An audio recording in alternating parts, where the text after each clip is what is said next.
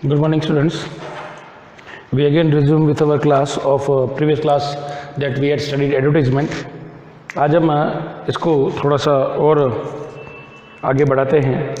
इसको अब आपको समझने के लिए थोड़ा सा मैं इजी कर देता हूँ। बच्चों के कुछ फ़ोन आए कि सर क्या क्या चीज़ें ऐसी होती हैं जो हमको आवश्यक रूप से इसमें लिखनी होगी, तो मैं आपको थोड़ा सा important things that should be included in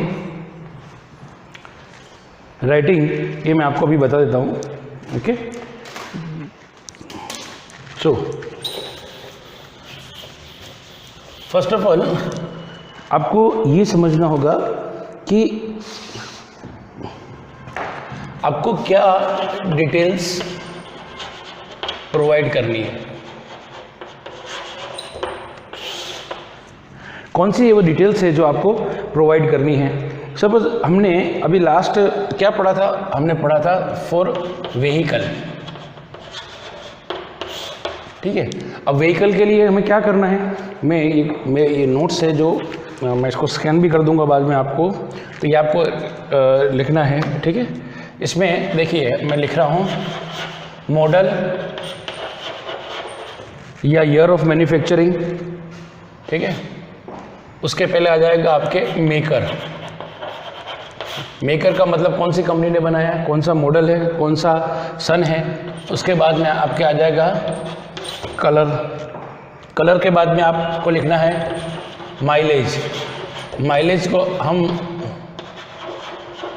average भी बोलते हैं गाड़ी का, ठीक है। उसके बाद में ओनर्स डिटेल। ओनर्स डिटेल का मतलब होता है, मैं आपको समझाता रहूँगा साथ में ना। और उसके बाद में एसेसरीज, प्राइस एक्सपेक्टेड। उसके बाद में ये आपको ये लिखना है कॉन्टैक्ट नेम एंड कॉन्टैक्ट, और साथ में आपका एड्रेस। अब ये चीज़ें हो जाती है आपके लिए कंपलसरी कि आपको इतनी चीज़ें इसके अंदर इंक्लूड करनी ही है, ठीक है। ये तो हो गया व्हीकल के लिए। अब इसी के साथ में आप देख लीजिए गुड्स, अन्य कोई वस्तुएं हैं, तो जैसे हमने फ्रिज बेचा था, आपको याद हो तो यहाँ पे मैं लिख देता हूँ मेंशन ब्रांड, उसका ब्रांड आप कर दीजिए, फिर मॉडल, फिर आपके आ जाएगा ईयर, फिर मटेरियल, कलर वगैरह हो जाएगा, condition, price expected and name contact और एड्रेस। अब इसको मैं थोड़ा समझा देता हूँ आपको, अब समझ लीजिए।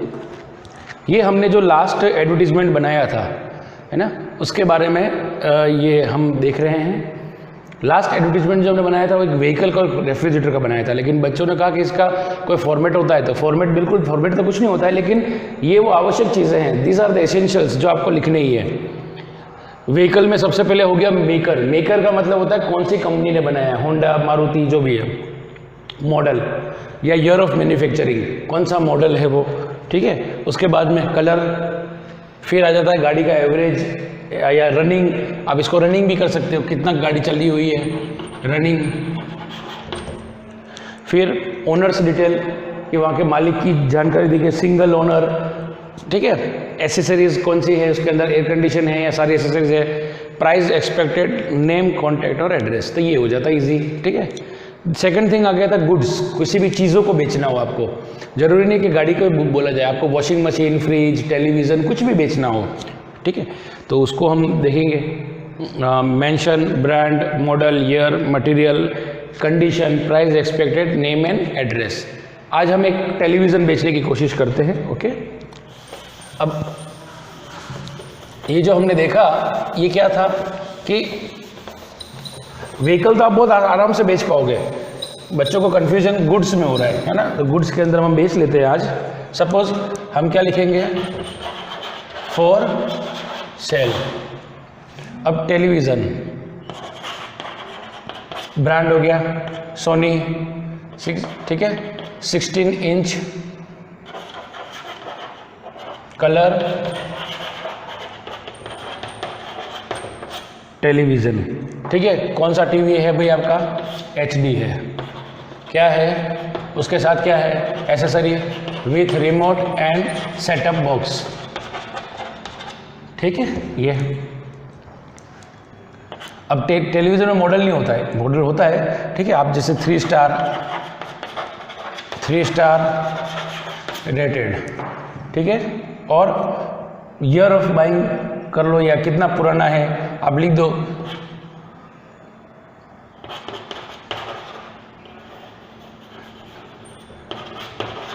One year old. अब इसके अंदर क्या होता है देखिए, with bill and warranty card. आ गया समझ में? अब बस टीवी में तो यही सब चीज़ें होती है। फिर अब ये लाइन आपको बार बार लिखनी है। इंटरेस्टेड पर्सन या पार्टी में कॉन्टैक्ट, फिर वही आपका नाम और एड्रेस आप लिख दीजिए। ये हो गया आपका टीवी बेच दिया आपने।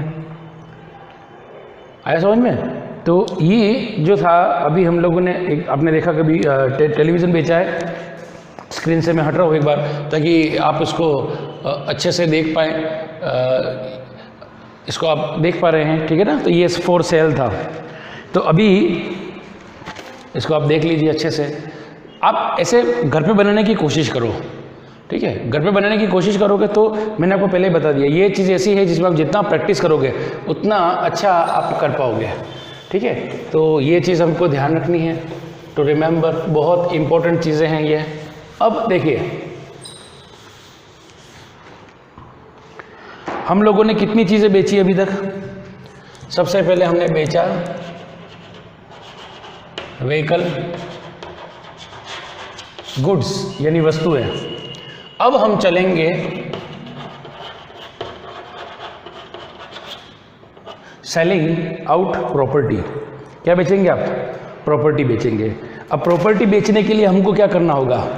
हमको ये देखना होगा कि प्रॉपर्टी में हमें क्या चाहिए। देखिए प्रॉपर्टी की एसेंशियल्स क्या है। चलिए तो उसकी जो यहाँ पे आपको लिखना है, देखिए first specific details. Specific details का मतलब होता है बिल्कुल सटीक जानकारी आपको देनी पड़ती है। स्पेसिफिक डिटेल्स में क्या क्या आता है देखिए, एरिया, साइज, ठीक है। इसके अलावा आपको आ गया फ्लोर या नंबर ऑफ रूम्स, ये आ जाता है, ठीक है। उसके बाद में आपका आ जाता है लोकेशन, ठीक है। उसके अंदर फिर fixtures and fitting. Fixtures and fitting का मतलब आपने नल, लाइट, इलेक्ट्रिसिटी वगैरह सब क्या कर रखा है, ठीक है। अब उसके बाद में ये बहुत इंपॉर्टेंट होता है शहरों में, नेम ऑफ डेवलपमेंट अथॉरिटी, उसको किसने बनाया है, समझ रहे हो आप? कौन से बिल्डर ने बनाया है? UIT का बनाया हुआ है, सांची ग्रुप का बनाया हुआ है, कौन से ग्रुप ने उसको बना करके दिया है, ठीक है। उसके बाद में आपका लोकेशन हो गया। अब ये सबसे सराउंडिंग, आसपास का वातावरण, प्राइस ऑफर्ड, आपने कितनी कीमत उसको ऑफर की है, और फिर लास्ट में इंटरेस्टेड, वो वाली लाइन, इंटरेस्टेड पर्सन, और फिर कॉन्टैक्ट और आपका नेम जो भी है, ये आपके एसेंशियल्स में आएंगे। समझ में आ रही है? मैं एक बार वापस हट जाता हूँ स्क्रीन से, मैं पूरा एक बार वापस बोल रहा हूँ, है ना, क्योंकि अभी हम सेल के लिए 3 चीज़ें पढ़ रहे हैं। ओके, सो देख लीजिए आप वापस। प्रॉपर्टी, पहले हमने व्हीकल सेल आउट किया, उसके बाद में goods, and now we are selling property. तो प्रॉपर्टी में क्या क्या आपको डिटेल्स चाहिए? फर्स्ट स्पेसिफिक डिटेल्स, उसमें क्या चाहिए? आपका एरिया, साइज, फिर फ्लोर कितने मंजिला पे है नंबर ऑफ रूम्स, कमरे कितने हैं, लोकेशन क्या है उसकी, देन फिक्सचर्स एंड फिटिंग का मतलब उसके अंदर क्या क्या फिटिंग कर रखी, नल फिटिंग है, लाइट फिटिंग है, ठीक है, ये सारा। नेम ऑफ डेवलपमेंट अथॉरिटी, किसने उसको विकसित किया है, कौन सी इकाई ने बनाया है, सराउंडिंग आसपास क्या है, एंड देन प्राइस ऑफर्ड कि कितनी कीमत आपको चाहिए, फिर वही इंटरेस्टेड पर्सन्स में कॉन्टैक्ट और आपका नाम, ठीक है। तो ये आज हमने क्या देखा, प्रॉपर्टी को कैसे सेल आउट करना है, ठीक है। नेक्स्ट क्लास में हम क्या करेंगे, हम इसका ऐड बनाएंगे, ओके। टिल देन जो भी मैंने दिया है उसको आप नोट आउट कर करके लिखने की कोशिश करें, okay. Till then good bye.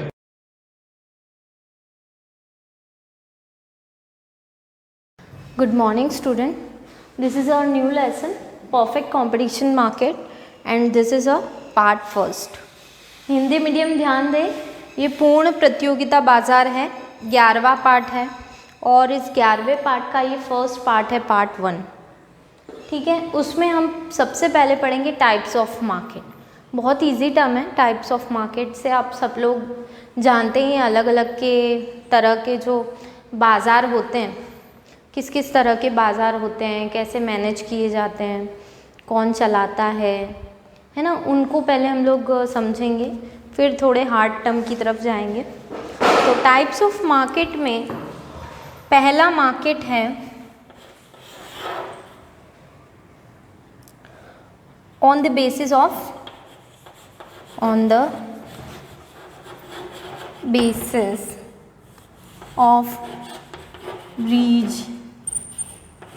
Reason, ऐसा बाज़ार जो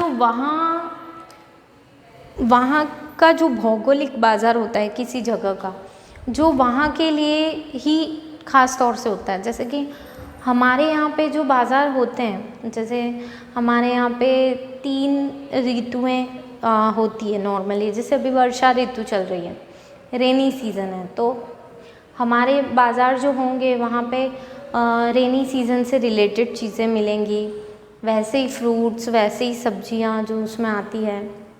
और ज़्यादातर हमारे यहाँ पे कैसी सभ्यता हम फॉलो करते हैं, जैसे हमारे यहाँ पे हिंदू भी है, मुस्लिम भी हैं, तो ज़्यादा हिंदू है तो हिंदू त्योहारों पे ज़्यादा भीड़ रहती है, बाज़ारों में लोग कुछ ना कुछ ख़रीदने के लिए जाते हैं। जैसे अभी सब अपने त्यौहार ही चल रहे हैं, अभी गणेश चतुर्थी चल रहा है, तो गणेश चतुर्थी में गणेश जी के प्रसाद, उनकी सब तैयारियां वगैरह वो सब परचेज़ होता रहता है।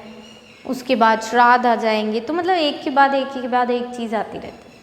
आसपास में अपने जो गांव हैं वहाँ पे भी ज़्यादातर हिंदू रहते हैं, तो अपने यहाँ पे हिंदू ज़्यादा हैं, तो हिंदू ज़्यादा होने की वजह से यहाँ के मार्केट में ऐसी चीज़ें ही होंगी जो हिंदुओं को ज़्यादा अट्रैक्ट करती हो, जो वो ज़्यादा ख़रीदना पसंद करते हैं। जैसे अपने यहाँ पे हिंदू लोग जो कपड़े पहनते हैं, नॉर्मली ज़्यादातर साड़ियों की शॉप आपको बहुत मिल जाएगी, क्योंकि औरतें साड़ियाँ ही पहनती हैं, अपने यहाँ पे घूंघट लेती हैं, सिर पे पल्लू लेती है। वैसे दूसरे जो होते हैं सलवार कमीज़ वगैरह वो मिलते हैं, लड़कियां पहनती हैं अपने यहाँ पे, बाकी मुस्लिम पहनते तो वो थोड़ा कम मिलता है।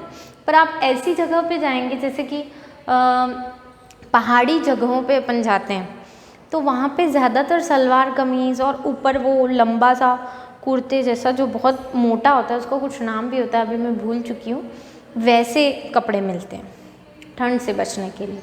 और पहाड़ी इलाका मतलब वैसे ठंडी जगह होती है वो, तो वहाँ पे खाने के लिए भी वैसे फ्रूट मिलते हैं। जैसे अपने यहाँ पे एप्पल बहुत महंगे हैं और कुछ अच्छी क्वालिटी भी नहीं होती अपने यहाँ पे, और वहाँ आप देखोगे तो एप्पल बहुत सस्ते और बहुत ही अच्छी क्वालिटी और बहुत फ्रेश मिलते हैं, ठीक है।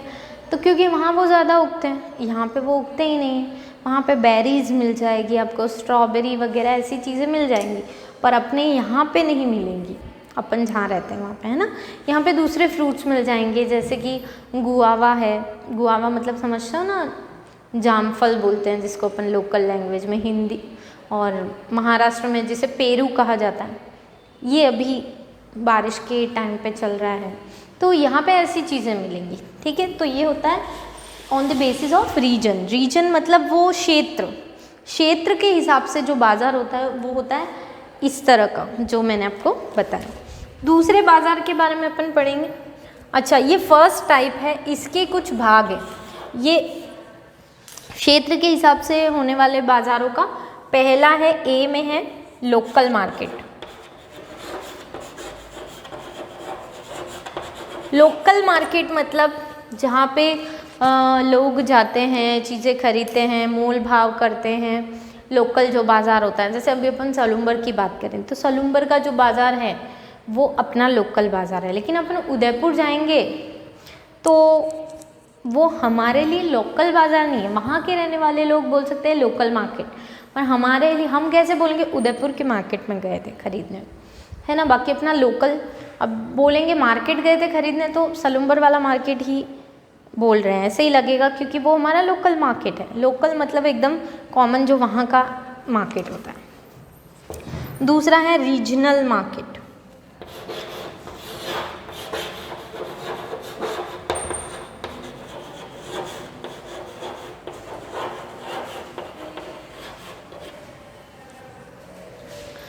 When the market of any commodity is restricted to a particular region or area, then it is called regional market. For example, Marwar पगड़ी, राजस्थान चुनरी, लहंगा, जूतियाँ एक्सेट्रा।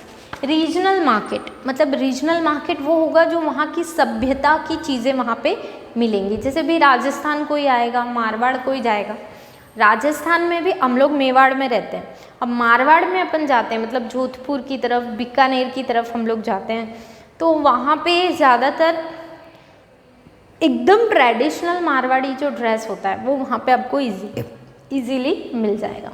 जैसे हम लोग जोधपुर गए थे तो वहाँ पे मैंने मेरे बेटे के लिए एक कैमल खरीदा था, पपेट वाला कैमल आता है ना, वहाँ पपेट बहुत बिकते हैं, कठपुतलियाँ बहुत बिक रही थी वहाँ पे, तो मैंने वहाँ पे एक कैमल का पपेट ख़रीदा था, मतलब खिलौने के रूप में उसके लिए, मेरे बेटे के लिए। तो वहाँ पे बहुत सारे मतलब पपेट्स बिक रहे थे, और वहाँ वो भी राजस्थानी है पर वो थोड़ा अलग था अपने उदयपुर के मुकाबले।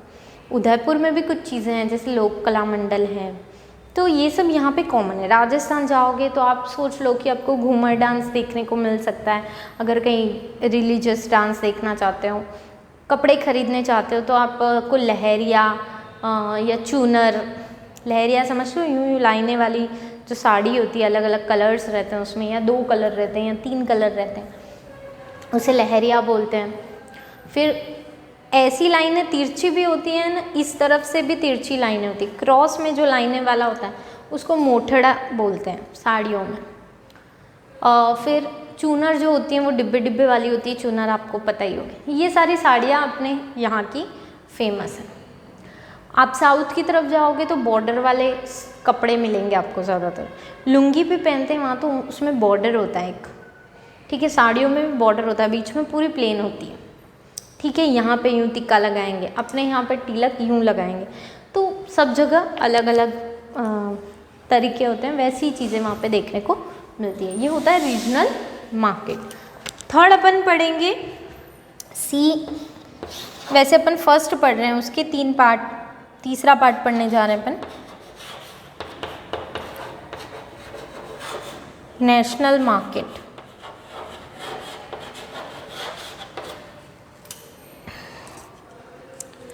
National market. If the spread of buyer and seller is in the whole country, then the market comes in this category. For example, different types of food, grain, clothes, ornament, etc. अपने पूरे देश की बात जो होती है, अगर विदेश से कोई लोग आते हैं तो उनके लिए अब वो ऐसे मार्केट में जाना चाहेंगे जहाँ पे पूरे देश के अलग अलग हिस्सों की जो सभ्यता है, उन सब सभ्यता की चीज़ें वहाँ उनको मिल जाए, ठीक है। वैसे मार्केट को बोलेंगे नेशनल मार्केट। वहाँ पे देश के हर हिस्से में जो भी बनता है, जो फेमस है, वो चीज़ें वहाँ पे मिल जाती है, उसे नेशनल मार्केट बोला जाता है। अब थोड़ा आगे बढ़ते हैं, तो A, B, C अपन पढ़ चुके हैं, अब D है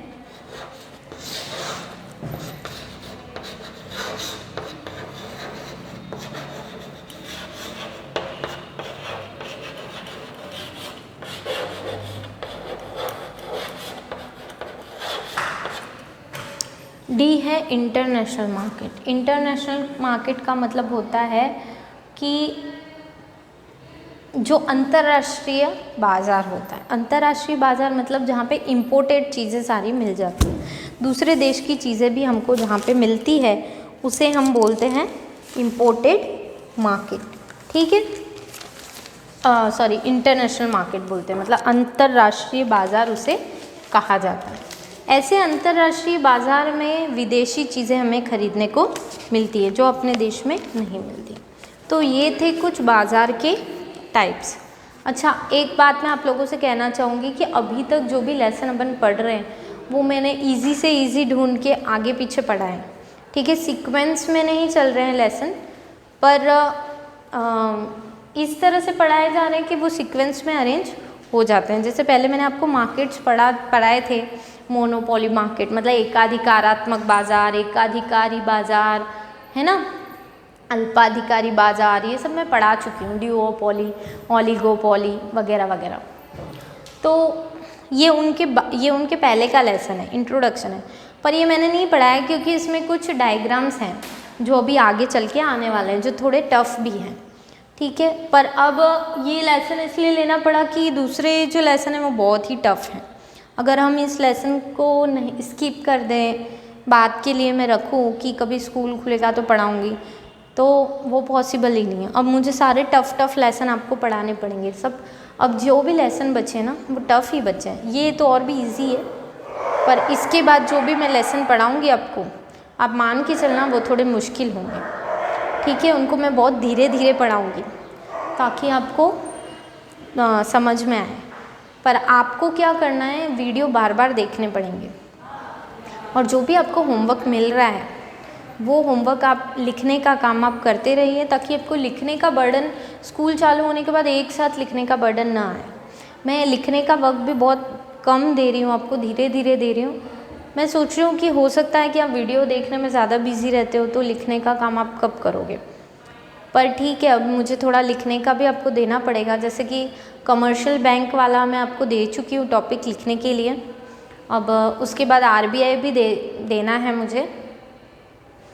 जो भी अगर कोई लेसन आपको मैं वीडियो में समझा चुकी हूँ लेकिन वो मैंने देना भूल गई हूँ मैं आपको, ठीक है, तो आप प्लीज़ मुझे अपने व्हाट्सएप वाले ग्रुप में बता दो।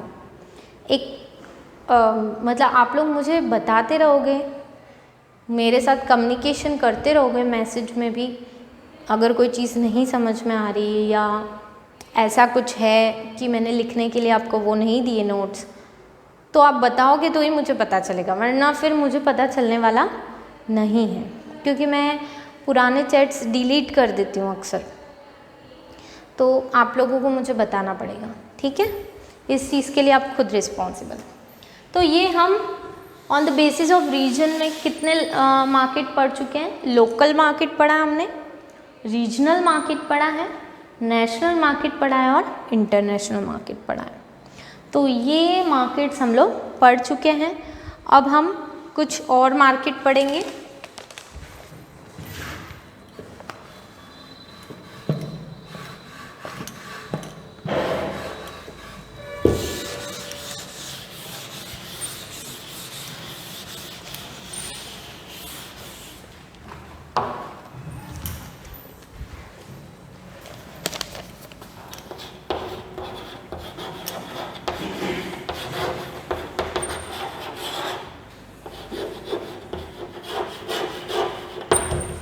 Shopping malls. शॉपिंग मॉल्स आप अच्छे से जानते हैं, जो शॉपिंग सेंटर होते हैं, शॉपिंग मॉल्स जो होते हैं, जैसे अपने यहाँ पे शॉपिंग मॉल की बात करें तो अपने सलूम्बर में कोई शॉपिंग मॉल नहीं है, ठीक है, लेकिन उदयपुर में सेलिब्रेशन शॉपिंग मॉल है, वी मार्ट है, बहुत से होंगे छोटे बड़े और भी। तो वो शॉपिंग मॉल्स होते हैं, ठीक है, जहाँ पे आप जाते हो और परचेज़ करते हो, और जो भी चीज़ें हैं शॉपिंग मॉल्स जो जैसे सेलिब्रेशन है, एक्चुअली में वो शॉपिंग मॉल्स पूरी तरह से शॉपिंग मॉल है, क्योंकि वहाँ पे एंटरटेनमेंट के लिए चीज़ें हैं, खाने पीने के लिए हैं, मतलब इंजॉय करने के लिए, खाने के लिए, बच्चों के भी गेम्स है, थिएटर्स भी है ना, पीवीआर्स वगैरह जो भी। उसके अलावा वहाँ पे शॉपिंग करने के लिए भी चीज़ें हैं, देखने के लिए हर तरह का मतलब है वहाँ पे चीज़ें। तो वो कम्प्लीटली शॉपिंग मॉल होता है। शॉपिंग मॉल में क्या होता है, हर चीज़ें हमको मिलती है, हम जो भी चीज़ चाहें वहाँ पे जा सकते हैं, वहाँ पे परचेज़ कर सकते हैं और ले सकते हैं। मतलब परचेज़ करना मतलब ख़रीदना ही है। बहुत सी चीज़ें तो ऐसी होती हैं हम लोग सिर्फ देखते हैं और बाहर जाके दूसरी शॉप से खरीदते हैं। मैं खुद ऐसा करती हूँ, क्योंकि वहाँ पे वो लोग एसी का भी चार्ज उसमें जोड़ते हैं। आप देखना बहुत महंगी होती हैं वो चीज़ें, है ना, तो ज़्यादातर लोग वहाँ पे ख़रीदते नहीं हैं। पर क्वालिटी भी होती है, कुछ चीज़ें बहुत अच्छी क्वालिटी की होती है, तो देख के लेना पड़ता। तो ये होते हैं शॉपिंग मॉल्स। तो ये था अपना classification on the basis of region. और नेक्स्ट जो अपना पार्ट होगा उसमें हम देखेंगे on the basis of commodity. देखो ये मार्केट लेसन जो है ये अभी तक इजी है, अगला पार्ट भी इसका इजी है, लेकिन उसके बाद टफ होता जाएगा। तो आपको थोड़ा अपने दिमाग को खोल के बैठना है। आप लोग अपनी किताबें लेके बैठे, मैं बार बार बोल रही हूँ, जब भी आप पढ़ने बैठते हैं, वीडियो देखने बैठते हैं, तीनों किताबें लेके बैठो, इंग्लिश, अकाउंट और इकोनॉमिक्स की, ठीक है। जो भी मतलब जो भी उससे रिलेटेड मटेरियल है वो लेके बैठो, और जब वो पढ़ा रहे हैं तो आप स्टॉप करके और पहले उसे खोल लो क्या पढ़ा रहे हैं। आप पहले ही वो हम लोग लिख देते हैं, जैसे ऊपर लेसन का नाम, पार्ट जो भी है, जहाँ से भी शुरू कर रहे हैं, तो वो चीज़ें आप ओपन कर लो, फिर उसके साथ पढ़ते जाओ। और अगर कुछ नोट करने की ज़रूरत है तो आप साथ में नोट भी करते जाओ, ताकि आपको वो चीज़ें बहुत अच्छे से समझ में आएगी, ठीक है। दैट्स इट, आज के लिए इतना काफ़ी है। आई होप सो आप लोगों को समझ में आया होगा।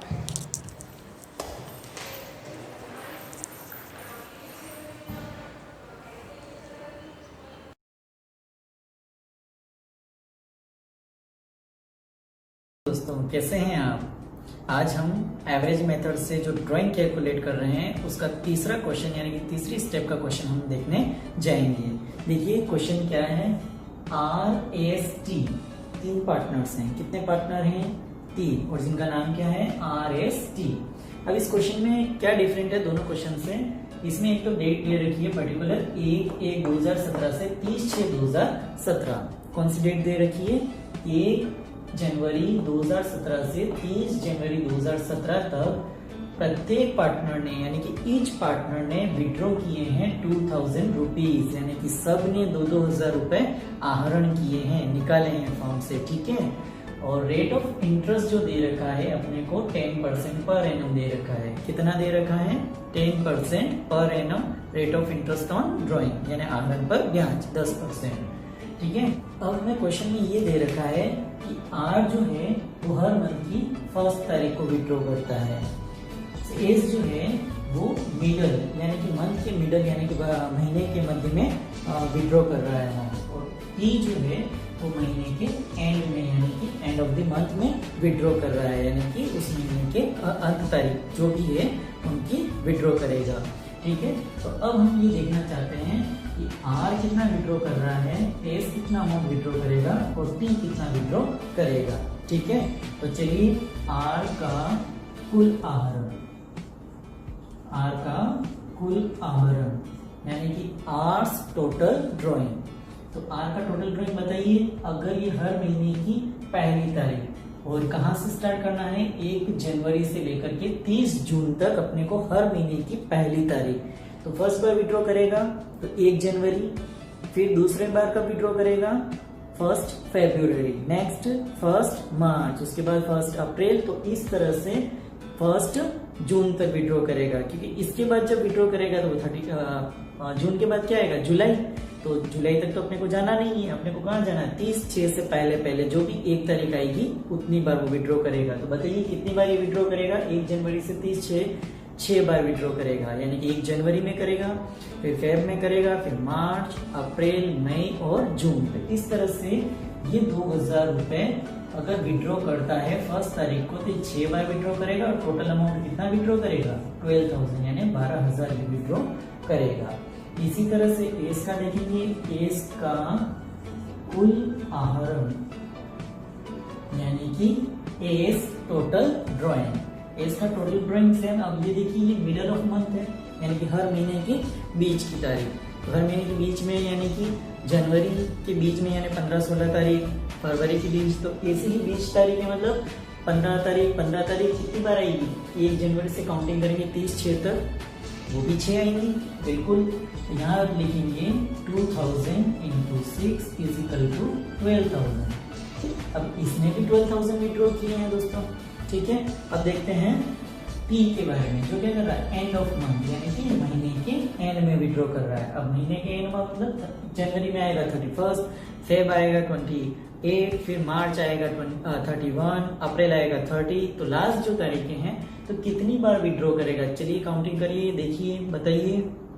हर महीने के एंड में निकालेगा और जनवरी से काउंटिंग करना है 30/6 तक। वेरी गुड, 6 बार काउंटिंग करेगा।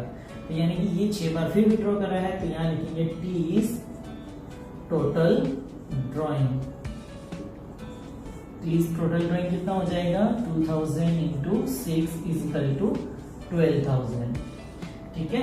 अब तीनों ने 12-12 हजार रुपए निकाले हैं, तो क्या ब्याज लगा दे 10%? तो क्या सबसे ज्यादा फायदा तो इसको हो जाएगा जिसने पहली तारीख को निकाला, और सबसे ज्यादा लॉस किसको हो जाएगा? जो लास्ट तारीख को निकल रहा है। अगर मान लो ब्याज, तो हमने ये एवरेज मेथड इसीलिए यूज में लेते हैं कि इसमें पता चलेगा हमें कि फर्स्ट तारीख को जो विड्रॉ करेगा उसको ब्याज ज्यादा भरना पड़ेगा, और लास्ट तारीख को कोई विड्रॉ करता है उसको ब्याज कम भरना पड़ेगा।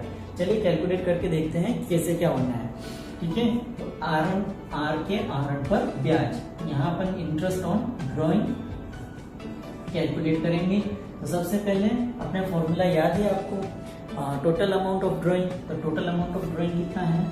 12,000 into rate of interest. Rate of interest दे रखी 10% क्वेश्चन के अंदर, यानी कि 10%, 10/100 इंटू, अब करना है अपने को एवरेज मंथ। क्या करना है? Average month. अब एवरेज मंथ कैसे लाते हैं कि अगर जो भी व्यक्ति फर्स्ट महीने की मतलब महीने की फर्स्ट तारीख को अगर विड्रॉ करता है तो उसके अंदर +1 करेंगे, फिर डिवाइड बाय 2 करेंगे। तो यहाँ से यहाँ तक कितने महीने हो रहे हैं ये देखिए आप, देखिए कितने हो रहे हैं? 6 महीने हो रहे हैं। और फर्स्ट तारीख को अगर विड्रॉ कर रहे हैं इसका मतलब +1 करना है। तो यहाँ एवरेज मंथ के लिए कैसे निकालेंगे? 6 मंथ तो ही है, +1 करेंगे और डिवाइड बाय 2 करेंगे। तो 6 और 1 कितने हो जाएंगे? 7, डिवाइड बाय 2 करेंगे कितना हो जाएगा? 3.5 एवरेज मंथ। तो यहाँ पर अपना आ जाएगा 3.5 डिवाइड बाय 12, यानी कि 12 मंथ में से 3.5 का इसका एवरेज चलेगा, ठीक है। नेक्स्ट देखते हैं एस का। एस ने भी कितने निकाले? 12,000 निकाले, यानी टोटल अमाउंट ऑफ ड्राइंग कितना है? 12,000। फिर 12,000 इंटू रेट ऑफ इंटरेस्ट है 10/100 इंटू, अब इसका एवरेज मंथ निकालेंगे। तो एस कब निकाल रहा है? मिडल ऑफ द मंथ, यानी कि हर महीने के मध्य में। और मध्य वाले के लिए तो अपन ने +0 करो या -0 करो, क्योंकि उसमें 1 का कोई रोल है ही नहीं। तो इसका मतलब यहाँ से यहाँ तक कितने महीने होते हैं? 6, है ना। 6 में या तो +0 करो या -0 करो, डिवाइड बाय 2 तो करना ही है एवरेज निकालने के लिए। तो 6 डिवाइड बाय 2 करेंगे तो यहाँ कितना आएगा? 3 आएगा। तो यहाँ लिखेंगे 3/12, ठीक है। ये 3/12 किसके लिए है? एस के लिए। और एस के लिए क्यों है? क्योंकि ये बीच महीने के बीच में विड्रॉ करता है, हर महीने के बीच में। फिर यहाँ पर देखिए टी के बारे में हम देखेंगे। टी क्या कर रहा है? एंड ऑफ द मंथ, यानी हर महीने के एंड में विड्रॉ कर रहा है। कितने हजार? 12,000 टोटल ड्राइंग है। 12,000 इंटू रेट ऑफ इंटरेस्ट तो वही है, सबके लिए सेम है, 10/100 इंटू, अब इसका क्या करेंगे? यहाँ से यहाँ तक महीने काउंट करो, कितने हो गए? 6। चलिए इसमें प्लस करेंगे या माइनस करेंगे? माइनस करेंगे, क्योंकि ये हर महीने के एंड में विड्रॉ कर रहा है, यानी कि एंड में कर रहा है, इसलिए इसका 1 महीना माइनस हो जाएगा। डिवाइड बाय 2 एवरेज निकालने के लिए, तो 6 - 1 = 5/2 = 2.5, यानी इसका एवरेज मंथ कितना आएगा? 2.5 डिवाइड बाय 12 मंथ में से 2.5 एवरेज मंथ चलेगा। अब इनको हम सिंपल करेंगे, यानी कि काटेंगे, ठीक है। देखिए क्वेश्चन, अब इसको सॉल्व करेंगे, सिंपल करेंगे। तो यहाँ पर दिख रहा है आपको 3.5, जब पॉइंट हटाएंगे तो नीचे एक संख्या के पीछे 0 लगा देंगे और ये हो जाएंगे 35, ठीक है। ऊपर है 35, 10 और 12,000, नीचे है 100 और 120। तो देखिए सिमिलर क्या है, जो कट सक रहे हैं उनको काट दीजिए। तो सबसे पहले 2 0 से 2 0 हमने उड़ा दिए, फिर बचा ऊपर 120, इधर भी 120 है, 120 और 120 खत्म हो गया। अब क्या बचा ऊपर 10 इंटू 35, 10 इंटू 35 करेंगे कितना आ जाएगा 350 रुपीज, कितना आ जाएगा 350 रुपीज, ठीक है। 350, 10 को 35 से मल्टीप्लाई कर लेंगे। फिर नेक्स्ट सेम ऐसे इसको भी देखिए, 2 0 से 2 0 खत्म हो गए, फिर उसके बाद 12 1 जा 1 और 10 12 जा 120। अब बचा ऊपर 10 इंटू 10 इंटू 3, जब 10 इंटू 10 करेंगे 100 और 100 इंटू 3 करेंगे तो 300 आ जाएगा आपका आंसर। फिर नेक्स्ट टी का भी इसी तरह से ड्राइंग कैलकुलेट करेंगे, 12,000 10/100 इंटू 2.5/12। जब ये पॉइंट उड़ाएंगे तो नीचे आ जाएगा 0, है ना, मैथ तो पढ़ी है आपने। अब क्या करेंगे 120 को 120 से काटेंगे एक बार और ये 2 0 बचे, ये 2 0 यहाँ कट जाएंगे। तो इस तरह से अपने पास बचेंगे 10 इंटू 25, कितना बचेगा 10 इंटू 25, और जब इसको मल्टीप्लाई करेंगे ये हो जाएंगे 250 रुपए। तो इस तरह से इस क्वेश्चन के अंदर क्या था, आपने क्या डिफरेंस था पिछले क्वेश्चन से, कि पिछले क्वेश्चन में डेट दे रखी थी और सभी जनों का अलग अलग अमाउंट दे रखा था। हर एक पार्टनर विड्रॉ तो कर रहा है लेकिन अलग अलग अमाउंट था। लेकिन यहाँ पर क्या था कि सभी पार्टनर उस तारीख से उस तारीख में सेम अमाउंट विड्रॉ कर रहे थे, लेकिन सिर्फ जो रेगुलरिटी थी उनकी, कोई फर्स्ट तारीख को निकाल रहा था, कोई मिडिल तारीख को निकाल रहा है, कोई लास्ट तारीख को निकाल रहा है।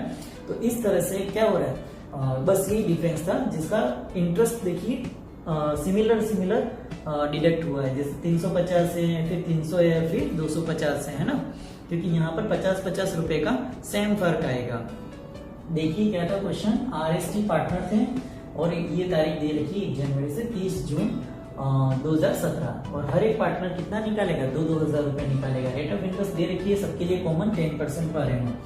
आर ने अगर 2,000 रुपए निकाल रहा है हर एक महीने की पहली तारीख को, तो 6 बार ऐसे विड्रॉ करेगा, यहाँ से यहाँ 1 तारीख के बीच में 6 बार विड्रॉ किया, उसने टोटल कितना अमाउंट किया 12,000, ठीक है। अब 12,000 लिखा इंटू 10/100, ब्याज दर अपनी दे रखी है क्वेश्चन के अंदर, इंटू 3.5 कहाँ से आया, क्योंकि 6 महीना तो है ही अपने पास भाई, 6 बार तो उसने पैसे निकाला और हर महीने की पहली तारीख इसलिए +1 करेंगे, डिवाइड बाई 2 करेंगे, तो एवरेज मंथ आ जाएगा 3.5 डिवाइड बाई 12, ठीक है। फिर इसको सिंपल किया है हमने, सिंप्लीफाई किया है और आंसर क्या है 350 रुपीज। सेम ऐसे ही इसका टोटल ड्रॉइंग ले लीजिए, तो ये अगर 1 जनवरी से लेकर के 30 जून हर महीने की 20 तारीख को अगर विड्रॉ करता है तो ये कितनी बार विड्रॉ करेगा 6 बार ही करेगा। तो 6 बार विड्रॉ करने पर टोटल इसके भी 12,000 विड्रॉ हुए। अब इन 12,000 को अपन ने फॉर्मूले में रखेंगे, यानी कि जो अपना सूत्र है ब्याज निकालने का, कुल आहरित राशि इंटू ब्याज दर बटा 100 इंटू औसत माह डिवाइड बाय 12। तो यहाँ 3 कैसे आए, क्योंकि अपन एवरेज मंथ लाएंगे, 6 बार विड्रॉ किए हैं और 20 तारीख है, इसलिए आपको ना तो प्लस करना है और ना माइनस करना है, सीधा 2 से डिवाइड करना है। तो 6 में 2 का डिवाइड करेंगे तो 3 आ जाएंगे, ये 3 अपना एवरेज आ गया और डिवाइड बाय 12 आ गया। इसको सिंप्लीफाई करेंगे तो अपना आंसर आ जाएगा 300 रुपए। सेम इसी तरह से हम टी के बारे में निकालेंगे। टी के बारे में टोटल ड्रॉइंग कितना हुआ है, इसमें भी अगर हर महीने की लास्ट तारीख को विड्रॉ करता है, ऐसे ही 6 बार विड्रॉ करेगा, 6 बार विड्रॉ करेगा 2,000 रुपए, कितने विड्रॉ करेगा 12,000 रुपए विड्रॉ करेगा। अब 12,000 को फॉर्मूले में लिखना है, 12,000 इंटू 10/100 इंटू 2.5 कहाँ से आया 2.5, यानी कि इसने 6 बार विड्रॉ किए थे, लेकिन लास्ट तारीख को विड्रॉ करने विड्रॉ जब किया था, इसने 30 जून को विड्रॉ किया था, 30 जून के अमाउंट पे उसको ब्याज नहीं देना है, इसलिए वो 1 महीना माइनस हो जाएगा। तो 30 जून वाले 1 महीना माइनस कर देंगे, यानी कि 6 में से 1 माइनस करते ही 5 महीने आ जाएंगे। उन 5 में 2 का डिवाइड करना है एवरेज निकालने के लिए, और जब 5 में आप 2 से डिवाइड करोगे तो 2.5 एवरेज मंथ आपके आ जाएगा, 2.5 डिवाइड बाय 12, और इसको जब सिंप्लीफाई करोगे तो आपके 250 रुपए आंसर आ जाएगा। आई होप दोस्त आपको ये समझ में आ गया होगा। अगर नहीं समझ में आया तो फिर से वीडियो को देखिए, हमारे चैनल को सब्सक्राइब कीजिए और बेल आइकन जरूर दबाइए ताकि आने वाले वीडियो की नोटिफिकेशन आपके मोबाइल में जरूर आ जाए, ठीक है। Thank you. तो दोस्तों, आपको हमारा ये वीडियो कैसा लगा आप हमें ज़रूर बताइए। आप हमारे इस वीडियो को लाइक कीजिए, शेयर कीजिए और चैनल को सब्सक्राइब कीजिए। Thank you.